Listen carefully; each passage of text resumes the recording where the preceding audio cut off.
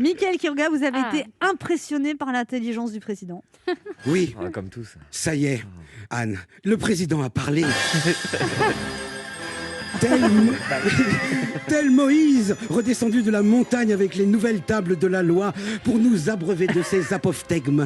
Vous me direz, on est habitué, hein, ça fait un an que tous les jours, on voit au moins un membre du gouvernement sur BFM, CNews, LCI, France Info, TF1, C8, France Télé, dans les interviews du matin, du soir, le JT de 13h, suite 20h. Grosso modo, ça fait déjà un an que le gouvernement est en télétravail. Hein. Voilà quoi. Alors le président est venu avec une bonne et une mauvaise nouvelle. La mauvaise nouvelle, c'est qu'on est obligé de fermer les écoles, les collèges, les lycées et quelques boutiques encore. Et alors, la bonne nouvelle, c'est que cette fois, il n'y a qu'une mauvaise nouvelle. Ça change. Pour éviter d'aller droit dans le mur, ils ont étendu les mesures de freinage à l'ensemble du territoire. Ah ben, le président, c'est ce qu'il fait. C'est un surdoué.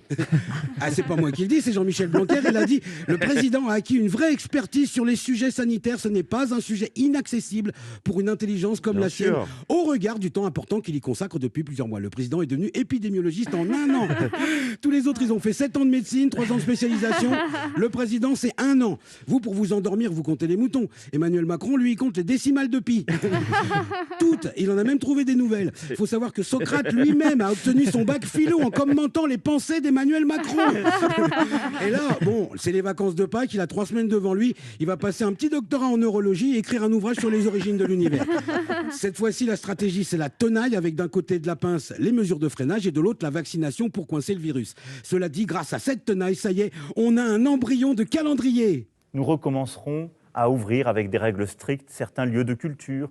Nous autoriserons sous condition l'ouverture de terrasses. Voilà, dès la mi-mai, il a dit. Alors, pas d'affolement, il n'a pas dit on met de quelle année.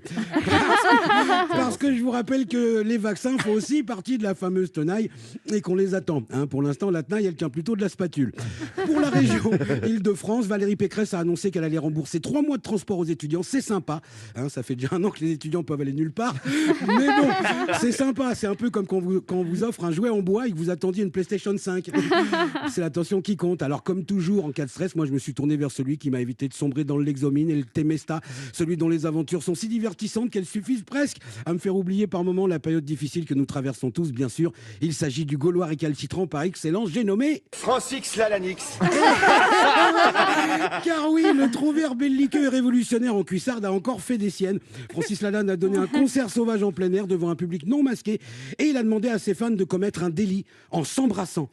Ce qui est dangereux pour la santé de ses fans et c'est également commercialement extrêmement hasardeux.